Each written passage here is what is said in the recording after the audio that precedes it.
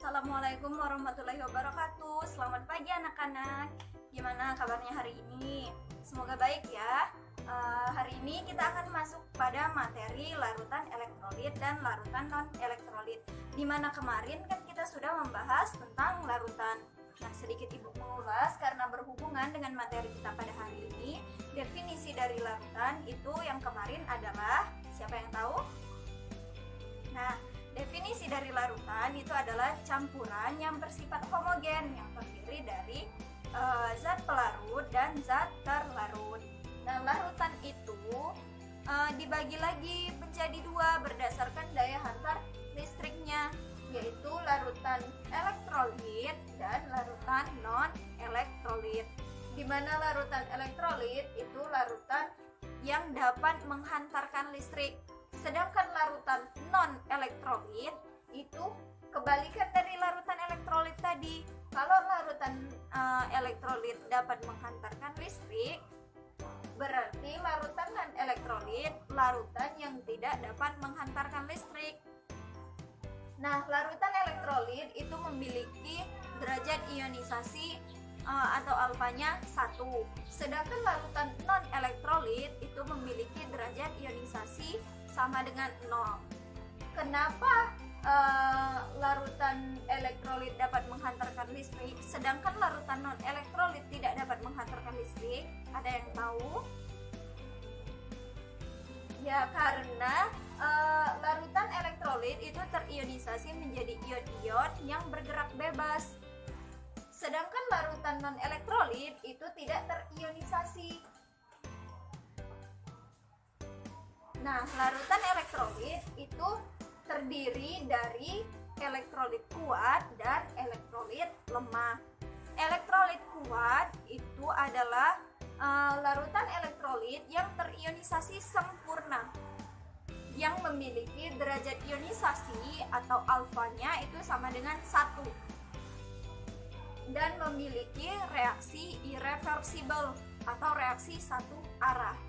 Sedangkan elektrolit lemah itu hanya terionisasi sebagian, memiliki derajat ionisasi sama dengan 0 atau hanya mendekati 1. Nah, elektrolit lemah ini memiliki reaksi reversibel, yaitu reaksi dua arah bolak-balik.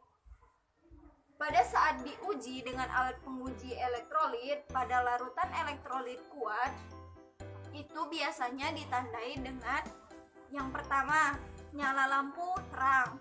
Yang kedua, itu ditandai dengan banyaknya gelembung gas. Nah, biasanya yang termasuk elektrolit kuat itu ada 3. Yang pertama, asam kuat. Yang kedua, basa kuat. Yang ketiga, garam. Apa saja contohnya? Nah, pada contoh asam kuat itu bisa dicontohkan pada HCl atau asam klorida. Sedangkan pada basa kuat itu bisa dicontohkan pada NaOH atau natrium hidroksida. Dan pada garam itu bisa tentu saja NaCl. Nah, pada larutan elektrolit lemah, pada saat diuji dengan alat penguji elektrolit itu biasanya ditandai dengan yang pertama, nyala lampu redup atau kadang-kadang mati. Yang kedua, gelembung gasnya sedikit. Nah, yang termasuk elektrolit lemah itu ada 2. Yang pertama, asam lemah. Yang kedua, basa lemah.